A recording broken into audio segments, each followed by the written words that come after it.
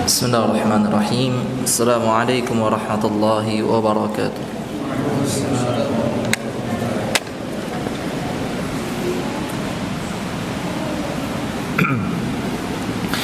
Alhamdulillahi rabbil alamin. Wa bihi nasta'inu ala umuri dunya waddin. Asyhadu an la ilaha illallah wahdahu la syarika lahu ilahul awwalin wal akhirin. وأشهد أن محمدا عبد الله ورسوله الأمين صلوات ربنا وسلامه عليه وعلى آله وصحبه أجمعين ومن سار على نهجهم إلى يوم الدين أما بعد اللهم علمنا ما ينفعنا وانفعنا وارفعنا بما علمتنا وزدنا علما وعملا وفقنا في الدين يا رب العالمين. Ikhwatal iman, kaum muslimin dan muslimat yang semoga senantiasa dimuliakan dan dicintai oleh Allah Subhanahu wa taala. Tidak ada kata yang lebih indah untuk kita ucapkan di awal pertemuan kita kali ini selain ucapan alhamdulillah rabbil alamin, sebagai ungkapan rasa syukur kita kepada Allah Subhanahu wa taala yang masih memberikan kepada kita nikmat kehidupan, kesempatan untuk menambah amal kebaikan, untuk memperberat timbangan kebaikan kita kelak di yaumil qiyamah. Kita bersyukur kepada Allah Subhanahu wa taala yang masih memberikan keinginan dalam hati kita dan memberikan kemampuan, kekuatan pada fisik kita untuk bisa hadir di salah satu taman-taman surga, di rumah Allah Subhanahu wa taala yang sama-sama kita cintai dan harapkan keberkahan di sini. Sebuah kenikmatan yang jarang kita syukuri, ataupun kalau kita bersyukur, syukur kita tidak terlalu besar. Karena alasannya adalah karena kita tidak sadar bahwasanya bisa hadir di majelis ilmu, hadir di taman surga yang ada di dunia ini merupakan kenikmatan besar yang diberikan Allah Subhanahu wa taala.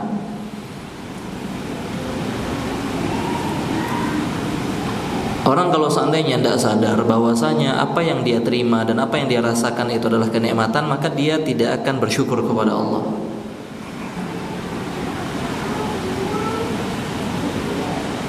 Ketika kita diberikan kenikmatan, keinginan dalam hati kita hidayah, kemudian Allah berikan kemampuan kepada kita untuk bisa hadir, ketahuilah bahwasanya di situ Allah Subhanahu wa taala ingin kita dekat dengannya. Nabi sallallahu alaihi wasallam mengatakan, "Man yuridillahu bihi khairan yufaqihu fid din." Orang yang Allah inginkan kebaikan ada pada dirinya, Allah ingin orang itu baik, yufaqihu fid din. Allah Subhanahu wa taala akan pahamkan dia agama. Nikmat besar yang jarang kita sadari, bahkan terkadang yang hadir kajian ketika melihat status temannya lagi di kafe malah iri dia. Dia bagaikan burung dalam sangkar gitu. Apalagi teman-teman takmir ya. Kewajiban harus hadir di sini karena harus menyiapkan meja kajian dan sebagainya, sedangkan temannya sedang main futsal di sana. Seolah yang mendapatkan kenikmatan bukan mereka, tapi yang hadir di luar sana, yang sedang menghabiskan waktunya dalam hal-hal yang mungkin kurang manfaatnya. Nah, orang enak ya, bisa minum bisa ngafe, bisa ngobrol, ketemu sama teman, sedangkan kita harus duduk di sini gitu. Karena tidak sadar bahwasanya hadir di sini, hadir ataupun di tempat lain, di majelis-majelis ilmu lainnya, itu Allah sedang bukakan jalan, Allah sedang bukakan rumahnya, bukakan pintunya untuk kita bisa masuk ke situ. Ya, sebuah hal, cobalah dalam masalah dunia ya, dalam masalah dunia, ketika ada orang yang ngajak kita ke rumahnya, orang yang kita, seorang tokoh besar mungkin, seorang tokoh besar atau orang yang dielu-elukan, yaitu ngajak kita ke rumahnya, itu semua schedule kita cancel tuh. Kenapa? Diundang sama sultan. Wah, itu bisa kita buat status tuh, ya. Berapa jam ke depan off dulu, soalnya ada pertemuan dengan sultan. Nah itu. Atau dengan tokoh fulan, atau dengan gubernur ini, wali kota itu, menteri ini, menteri itu, dibuat. Karena kita merasa itu nikmat tuh. Nah, ketika kita berada di rumah Allah Subhanahu wa taala dan Allah pilih kita untuk bisa bertamu di rumahnya, tidak semua orang bisa itu. Allah berikan kita kemudahan untuk bisa di situ, maka ketahuilah itu nikmat besar yang harus disyukuri. Allah Azza wa Jalla mengatakan, "Qul bi fadlillahi wa bi rahmatihi fabidzalika falyafrahu." Katakan kepada mereka, ya Rasulullah, hendaknya mereka bahagia, hendaknya mereka senang ketika mereka mendapatkan keutamaan dan rahmat Allah Subhanahu wa taala. Huwa khairun mimma yajma'un. Karena apa yang mereka tengah dapatkan itu kasih sayang yang Allah berikan kepada mereka, keutamaan yang Allah berikan kepada mereka, bisa melakukan sesuatu yang mendatangkan kecintaan Allah Azza wa Jalla, yang bisa menambah amal kebaikan mereka, khairun mimma yajma'un, itu lebih baik dari apa yang manusia kumpulkan di dunia ini. Ya, maka sadarilah bahwasanya apa yang kita rasakan sekarang, kenikmatan yang Allah berikan kepada kita sekarang, itu lebih mahal dari harta apapun di dunia ini. Ya, jadi kalau seandainya mikir rezeki, bahas rezeki itu jangan selalu apa? Kalau dibilang rezeki dalam pikiran apa? Uang. Sudah hendak tahu bedanya kita sama tuyul ya. Uang. Perlu iya, tapi ingat bahwasanya hadir di sini, hadir di taman-taman surga, di majelis-majelis ilmu itu juga adalah kenikmatan, bahkan lebih besar dari kenikmatan yang biasanya kita doakan dalam permintaan kita kepada Allah Subhanahu wa taala. Ikhwatul iman yang semoga dimuliakan Allah Subhanahu wa taala, pada malam hari ini kita akan membahas satu pembahasan setelah di pertemuan kita terakhir tahun kemarin ya? Sudah setahun kita tidak bahas kitab ini tentang amalan hati. Pembahasan terakhir kita tentang roja, berharap kepada Allah Subhanahu wa taala, menaruh harapan kepada Dia yang memegang semua harapan, yang bisa mengabulkan semua harapan. Dan pada malam hari ini kita akan membahas tentang partnernya roja, satu sikap yang harus ada berdampingan dengan harapan, yaitu rasa khauf, rasa takut kepada Allah Subhanahu wa taala. Yang kita katakan dia bagaikan dua sayap burung, yang mana kalau seandainya salah satu sayap itu lebih berat dari sayap yang lainnya, maka burung itu akan jatuh. Dia harus selalu berdampingan, berharap dan memiliki rasa takut kepada Allah Subhanahu wa taala.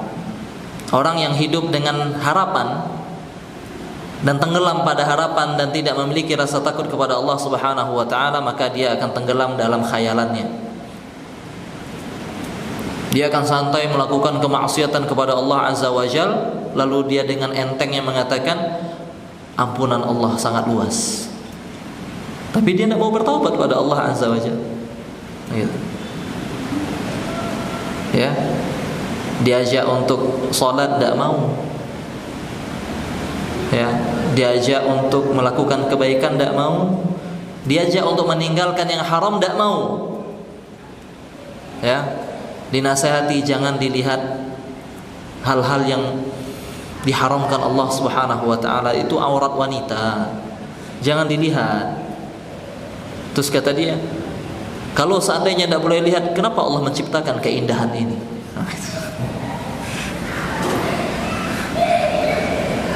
Antum tahu enggak, setiap kali ana lihat itu ana ucapkan subhanallah, masya Allah, gitu. Indah sekali ciptaan Allah Azza wa Jalla.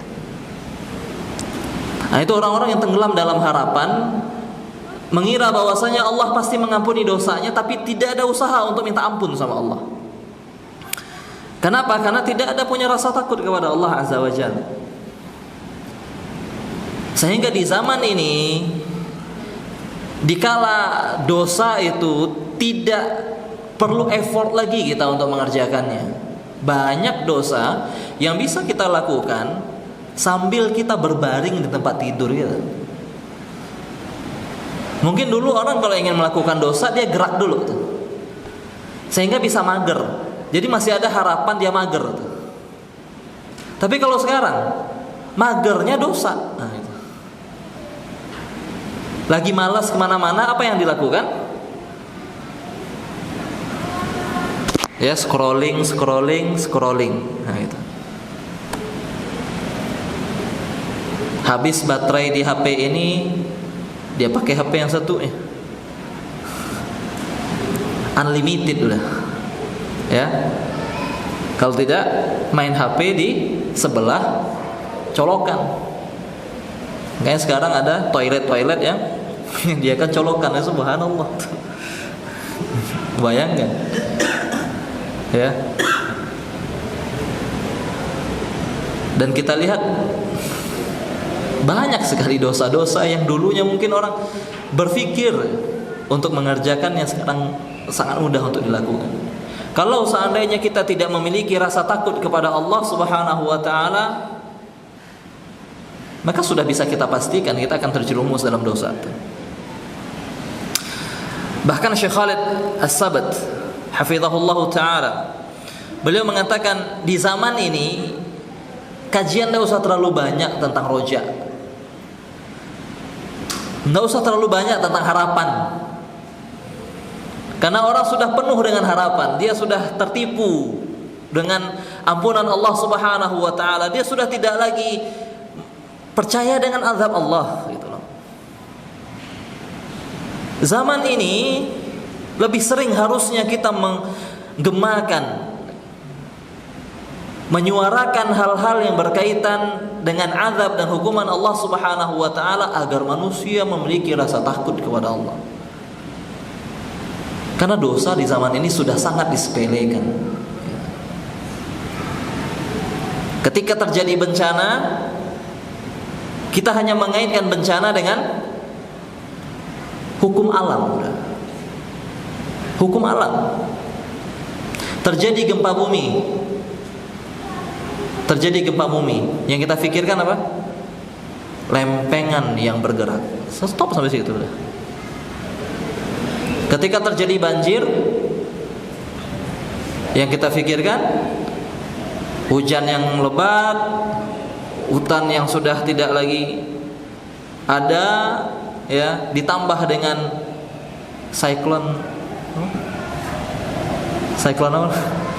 tropis, sehingga curah hujan semakin banyak, tidak ditampung lagi.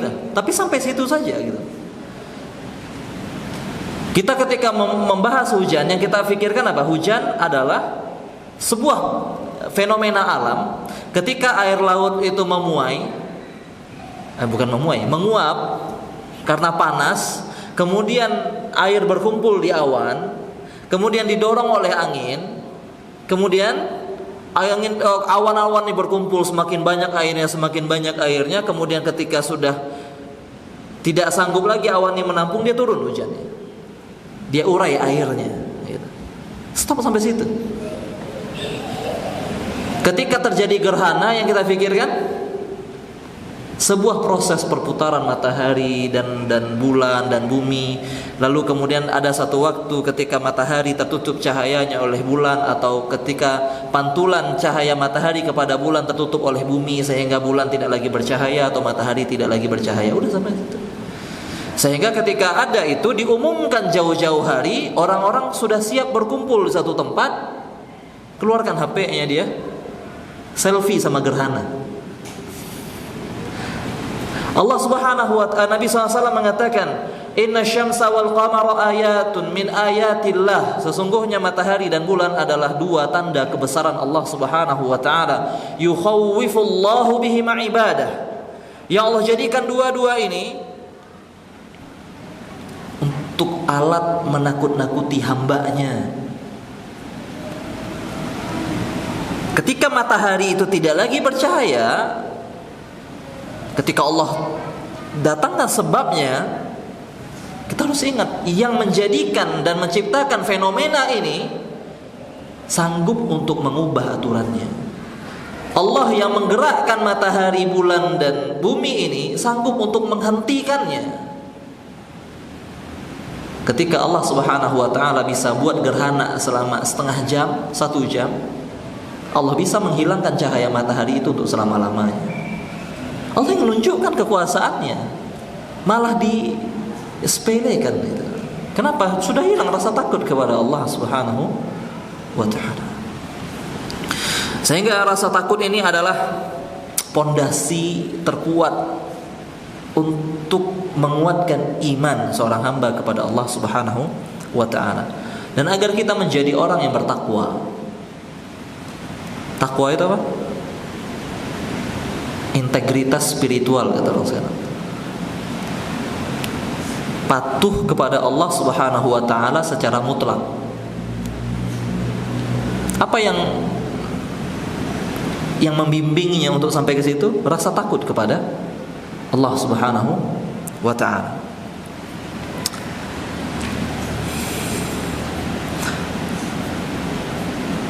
Dan banyak ayat-ayat yang membahas tentang ini, banyak dalil-dalil yang membahas tentang rasa takut kepada Allah Subhanahu wa ta'ala, di mana Allah banyak menjelaskan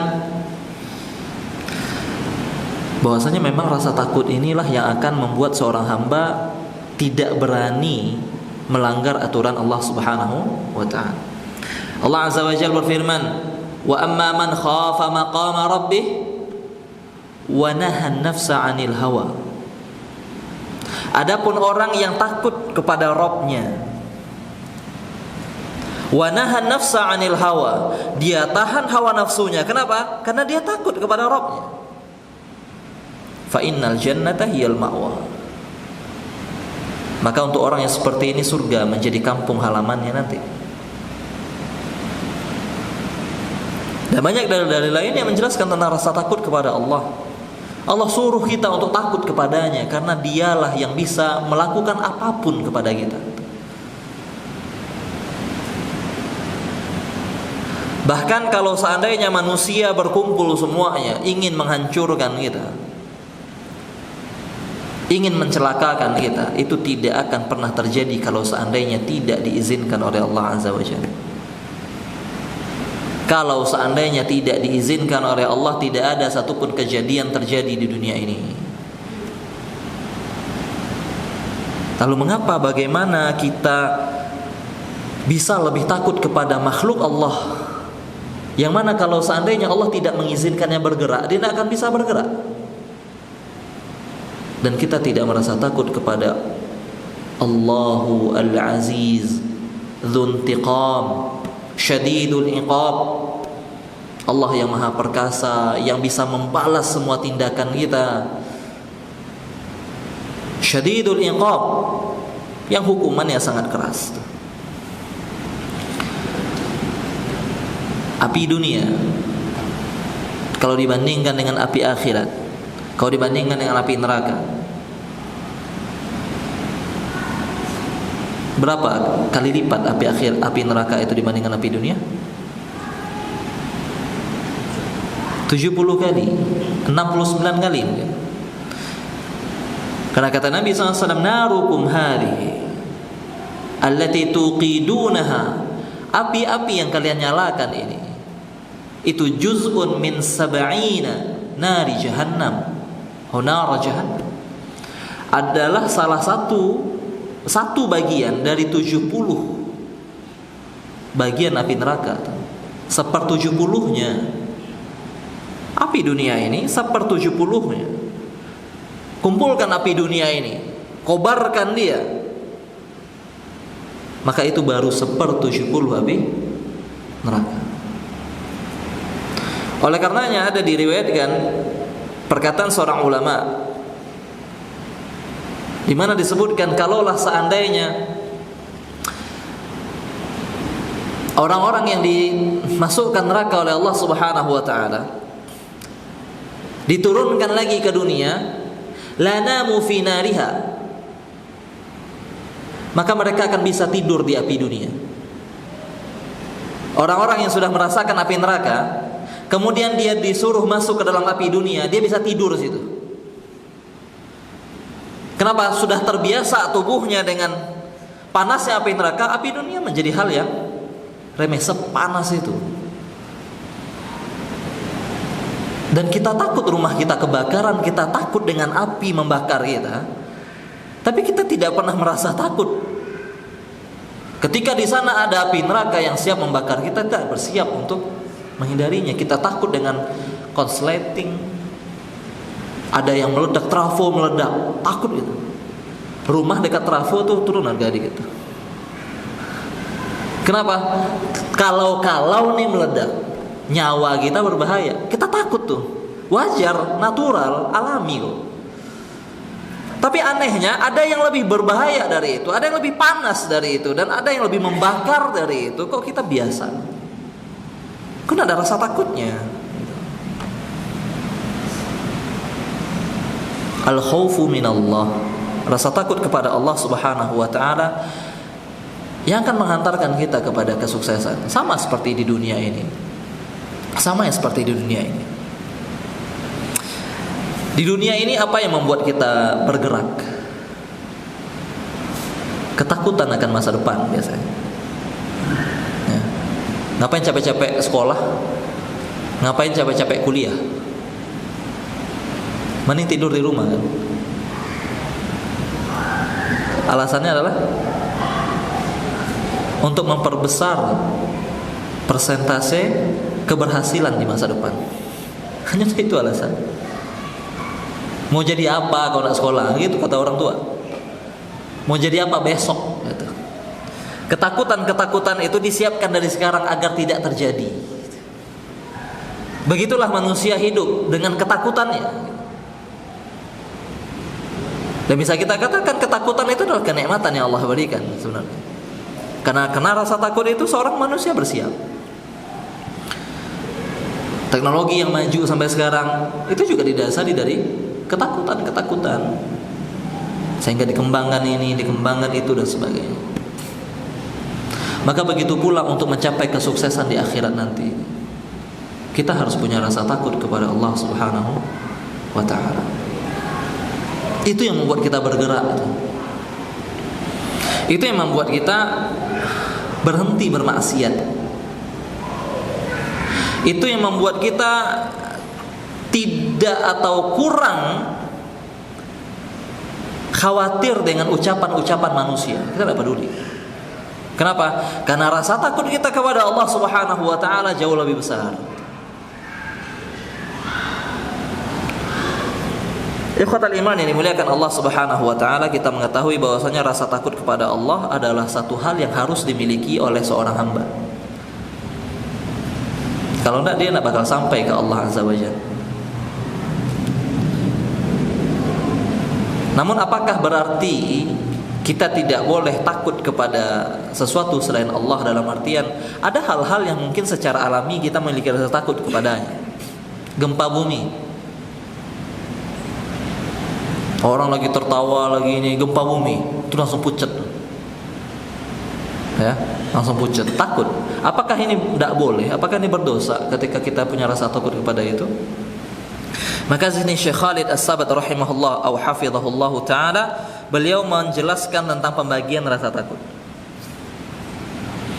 Yang pertama yang beliau bahas adalah al-khauful masyru'. Pertama, rasa takut yang diperintahkan.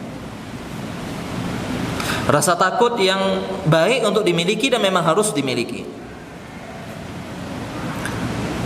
Yaitu rasa takut yang merupakan bentuk penghambaan diri kepada Allah Subhanahu wa taala. Rasa takut kepada Allah. Rasa takut kalau Allah marah. Takut akan azab Allah Subhanahu wa taala. Takut kalau kita diazab oleh Allah, takut kalau kita tidak dimasukkan surga oleh Allah Azza wa Jalla. Ini rasa takut yang baik. Rasa takut yang diperintahkan Allah Subhanahu wa taala. Yakhafuna rabbahum min fawqihim, kata Allah. Allah memuji orang-orang yang memiliki rasa takut kepadanya. Allah mengatakan, tadi kita bahas, wa amma man khafa maqama rabbih wa nahan nafsa 'anil hawa. Orang yang memiliki rasa takut kepada Allah sehingga dia menahan hawa nafsunya, fa innal jannata hiyal ma'wa. Ini orang yang akan diridhoi oleh Allah Subhanahu wa taala dan diizinkan masuk dalam surganya.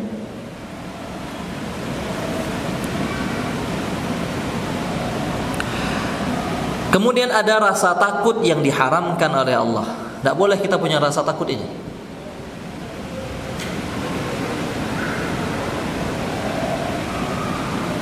Yang pertama kata beliau, jadi yang rasa takut yang diharamkan ini terbagi lagi. Yang pertama, rasa takut yang berlebihan sehingga menghantarkan seseorang kepada putus asa dari rahmat Allah.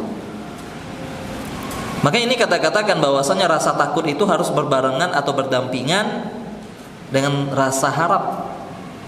Karena kalau tidak ada harapan, maka kita akan terjerumus dalam keputusasaan.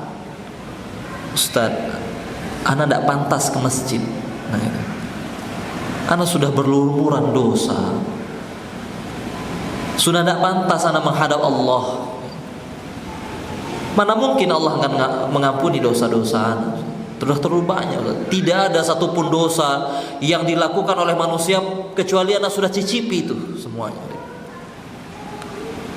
Orang kayak ana tidak pantas diampuni. Ya. Kata-kata yang membuat Allah marah. Karena Allah mengatakan, inna rahmati sabaqat ghadabi. Kasih sayangku mengalahkan kemurkaanku, kata Allah. Sebesar apapun dosa yang dilakukan seorang hamba, setinggi apapun dosa itu kalau ditumpuk, bahkan kalau mencapai langit sekalipun, namun dia pikul dosa itu datang menghadap Allah Subhanahu wa taala, Allah hilangkan semuanya. Karena Allah sayang kepada hambanya.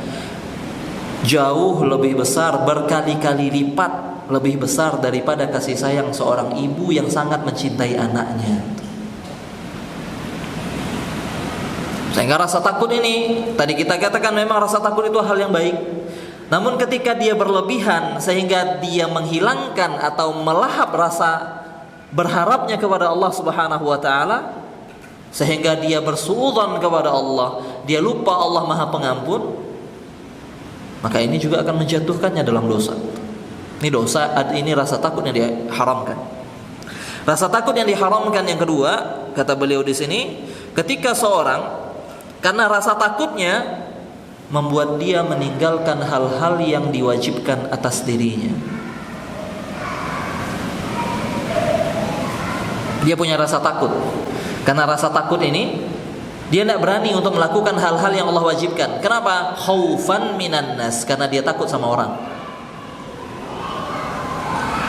Dia takut diolok-olok sama orang, dia takut diomongin, dia takut kalau teman-temannya bakal menjauhi dirinya. Tapi dia tidak takut kalau Allah yang menjauh darinya.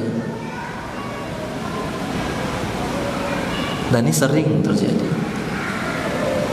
Sering terjadi.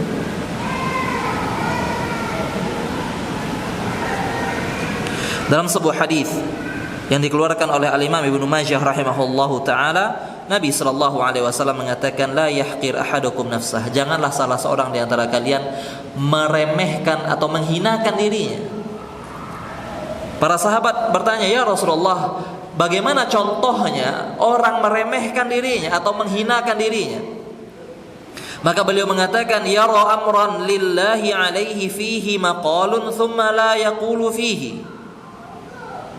Ketika dia tahu ada satu hal yang diwajibkan Allah kepada dirinya untuk disampaikan, Allah wajibkan kita untuk mengatakannya. Tsumma la yaqulu fih, kemudian dia tidak berani untuk mengucapkannya. Fayaqulullahu azza wa jalla yaumal qiyamah, pada hari kiamat nanti Allah bertanya kepadanya, "Ma mana'aka an taqula fi kadza wa kadza?" Hai fulan, apa yang membuatmu tidak mengatakan itu padahal aku wajibkan engkau untuk mengatakan itu? Maka dia mengatakan, khasyatan nas, ya Allah, aku takut sama manusia. Aku takut diolok-olok, aku takut dijauhi dan sebagainya.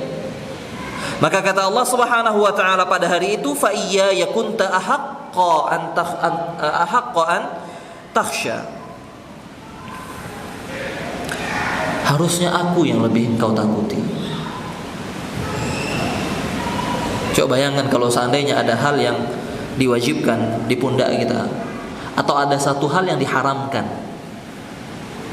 terus kita tinggalkan kewajiban itu atau kita kerjakan keharaman itu. Mungkin teman-teman yang satu circle sama kita, yang senang sama kita, mungkin tambah senang sama kita gitu. Tapi sampai kapan? Sampai kapan? Bisa jadi kita yang pergi duluan meninggalkan mereka, atau mereka yang akan meninggalkan kita. Dalam artian mungkin mereka meninggal atau memang meninggalkan kita. Sampai kapan kita akan bersama teman-teman itu? Sampai kapan kita akan hidup di masyarakat itu? Lalu setelahnya kita akan berhadapan dengan Allah Subhanahu wa ta'ala. Allahumma shalli ala Muhammad.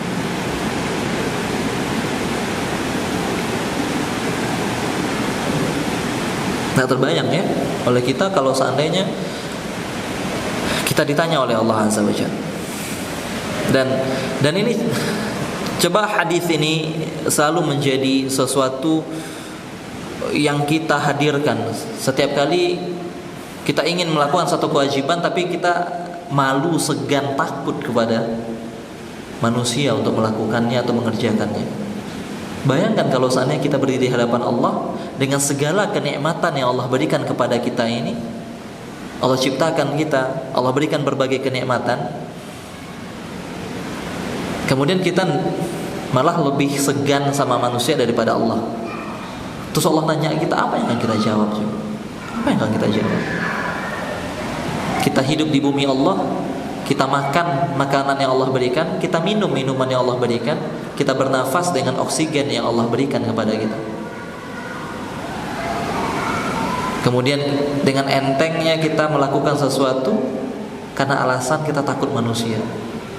Apa yang telah mereka berikan kepada kita sehingga kita takut sama mereka? Ya.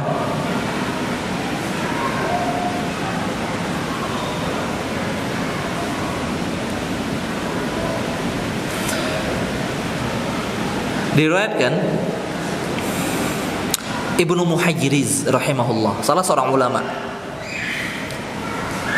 beliau pernah melihat Khalid bin Yazid bin Muawiyah, cucunya Muawiyah radhiyallahu anhu, memakai jubbatan min khazzin. Dia memakai pakaian dari sutra. Dan kita tahu Nabi sallallahu alaihi wasallam mengatakan bahwasanya emas dan sutra adalah dua hal yang dihalalkan untuk para wanita dan diharamkan untuk laki-laki umatnya Rasulullah sallallahu alaihi wasallam. Maka ketika Ibnu Muhairiz melihat cucunya Muawiyah radhiyallahu anhu, Khalid, memakai pakaian sutra, bertanya, "Atalbasul khaz?" Apakah kau pakai baju sutra? Kata dia. Maka kata Khalid, innama albasu li haula wa asyara ila Abdul Malik. Aku pakai ini untuk menyambut tuh, kata dia, Abdul Malik khalifah. Aku pakai ini untuk menyambut seorang khalifah. Ini pakaian bagus nih, tapi sutra. Maka kata Muhairiz, ma yanbaghi an ya'dila khaufuka minallahi bi ahadin min khalqih. Sangat-sangat tidak pantas. Sangat-sangat tidak pantas ketika rasa takutmu kepada Allah dikalahkan sama orang ini. Gitu. Sangat-sangat tidak pantas rasa takutmu kepada Allah berubah hanya gara-gara orang ini. Gitu. Karena dia manusia, Ketika dia meninggal, kaki kita berada di atasnya, coba. Itu yang kita takuti. Allah Azza wa Jal yang bisa melakukan apapun kepada kita nggak takut. Ya, sehingga ini harus hadir selalu dalam diri kita. Coba bayangkan kalau seandainya sedang melakukan hal yang Allah haramkan atau kita meninggalkan apa yang Allah wajibkan, terus saat itu nyawa kita dicabut. Apakah orang-orang yang kita takuti, yang kita segani ini akan nyelamatin kita? Terus menghadang malaikat maut, jangan cabut dulu. Atau bisa titip pesan sama malaikat Munkar Nakir. Ya, pakai apa? Kertas ya. Taruh di, hai Munkar Nakir, jangan ganggu-ganggu ini orang kekasih saya nih. Terus makan Munkar Nakir pas baca surat ini, kaget malaikat Munkar Nakir, nggak jadi mampir ya, terus pergi gitu. Khayalan-khayalan, cerita-cerita fiktif. Siapa yang bisa nyelamatin? Nggak ada.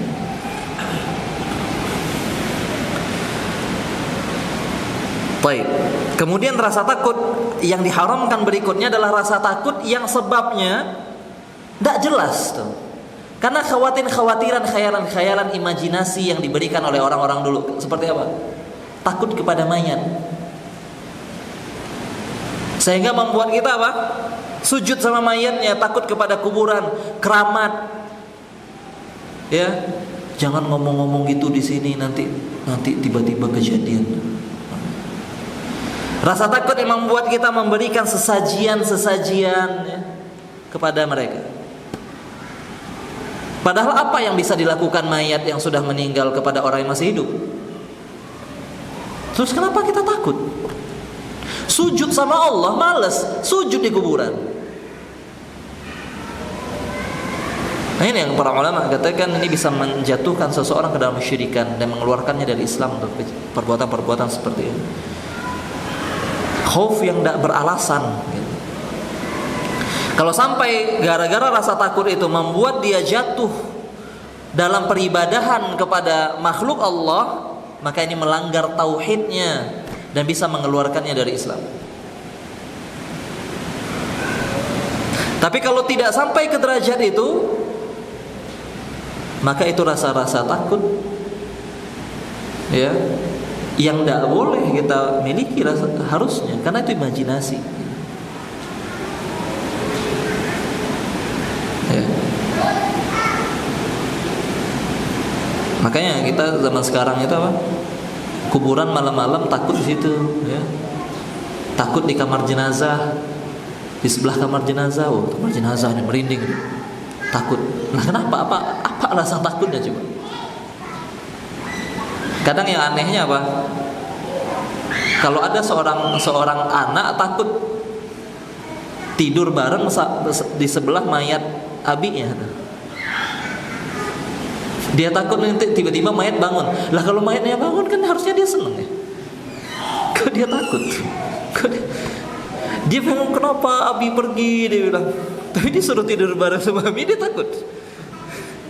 Kenapa takut kalau dia bangun? Lah tadi bilang kenapa abi pergi? Harusnya kalau dia bangun lah harusnya peluk dong. Paradoks tuh. Ya satu sisi dia bilang dia jangan abi jangan pergi, dijawab sama abinya dia lari. Dia takut, dia merinding gitu kan. Kan aneh gitu kan.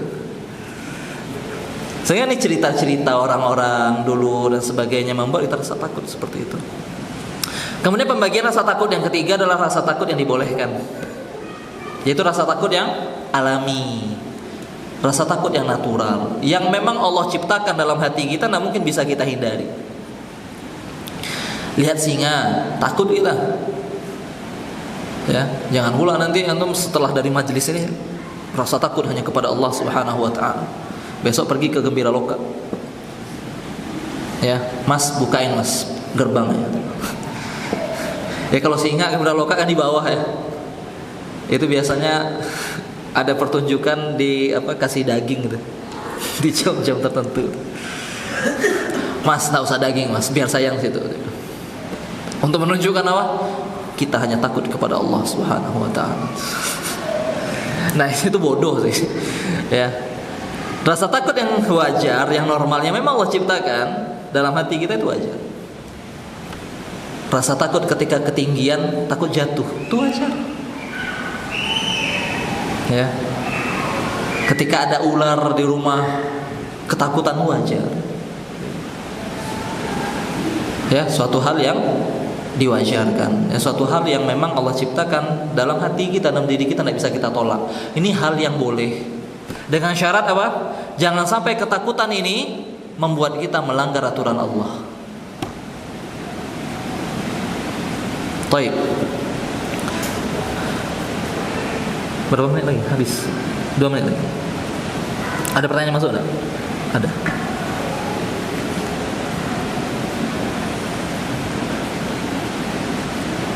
Baik, mungkin itu yang bisa kita bahas pada malam hari ini, ya, berkaitan dengan rasa takut, dan rasa takut itu penting kita miliki, tapi kepada Allah Subhanahu wa taala, bukan rasa takut kepada makhluk Allah.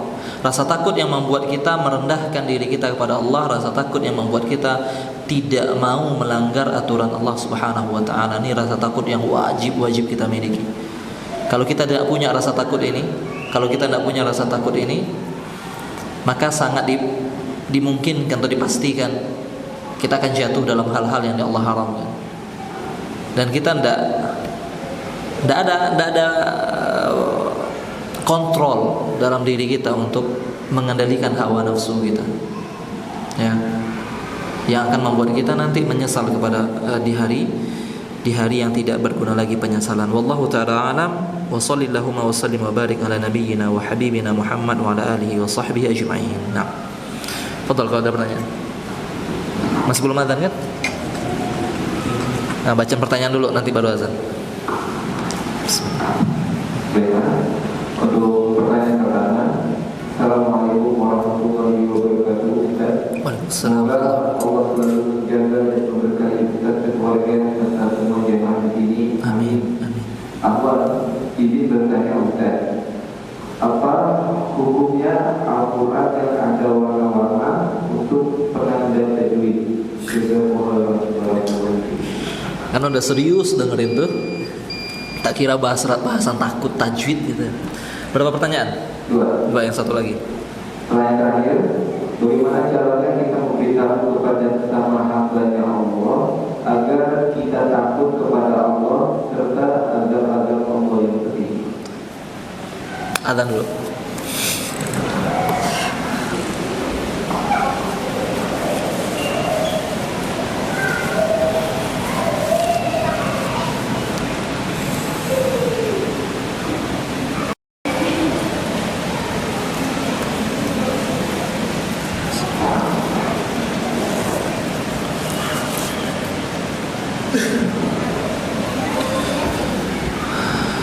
Baik. Untuk pertanyaan kedua dulu.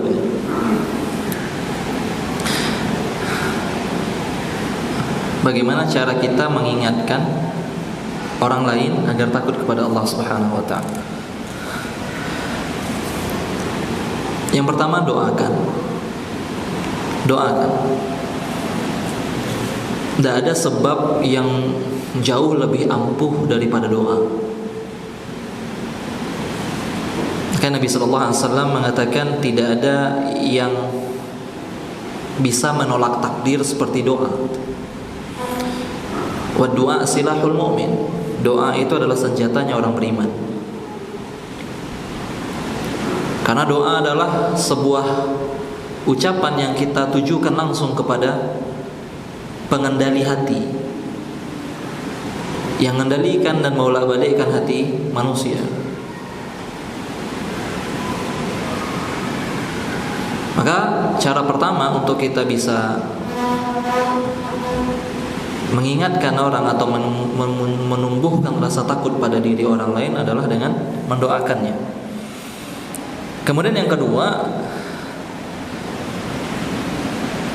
dengan mengingatkannya akan kuasa Allah Subhanahu wa taala.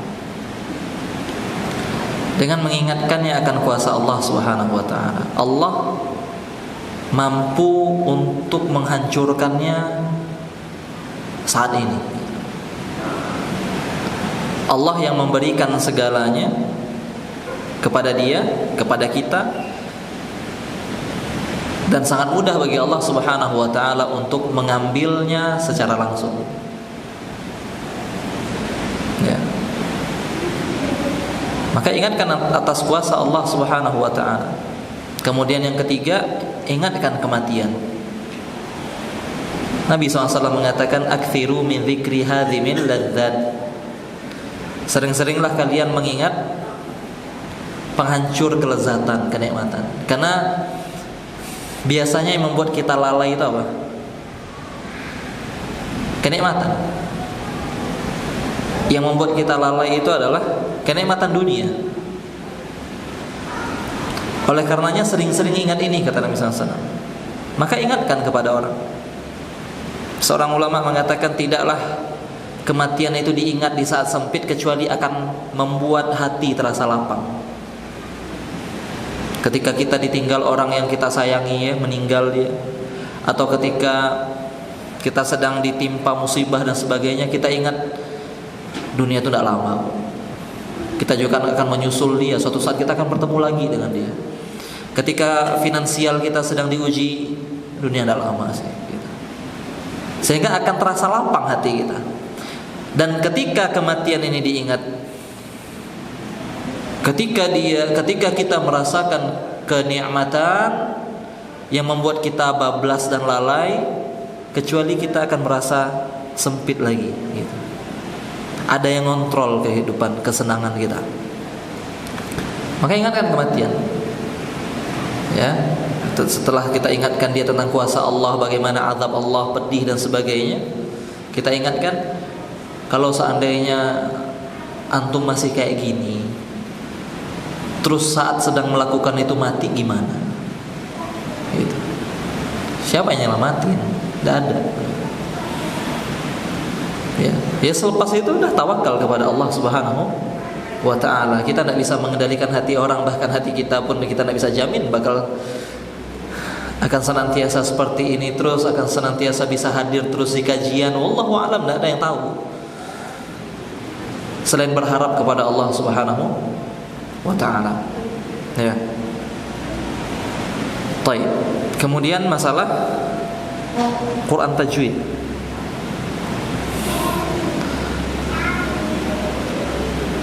Diwarna-warnai, ya. Wallahu a'lam. Ana tidak dapat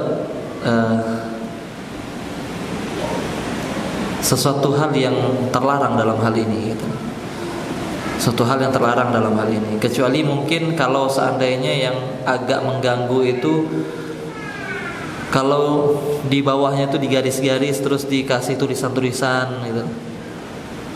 Nah itu mungkin yang, soalnya para ulama dalam satu pembahasan membahas ketika Quran itu, ketika biasanya di orang-orang hafal Quran, ketika dia ada lupa di satu ayat biasanya dia tandai. Maka para ulama katakan jangan tandai di ayatnya, jangan dicampur firman Allah dengan yang lainnya, gitu. Tapi apa? Tulis di kertas yang lain, ya, tuliskan bahwasanya di surat ini ayat ini lupa, surat ini dalam ayat ini lupa dan sebagainya. Tapi kalau sekedar warna, wallahu alam, belum dapati perkataan ulama yang melarang hal itu.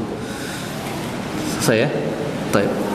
Mungkin itu yang bisa kita bahas pada malam hari ini. Ya, semoga kajian kita membawa keberkahan untuk kita. Ya, semoga apa yang kita pelajari menambah keimanan dalam hati kita, sehingga keluar dari sini kita bisa menjadi orang yang ingin lebih dekat lagi dengan Allah Subhanahu wa taala. Dan semoga Allah berikan rezeki dalam hati kita ketakutan kepadanya, rasa takut yang membawa kita untuk mendekat kepadanya dan menghalangi kita dari kemurkaannya. Barakallahu fikum, jazakumullahu khairan. Subhanakallahumma bihamdika asyhadu an la ilaha illa anta astaghfiruka wa atubu ilaik. Assalamualaikum warahmatullahi wabarakatuh.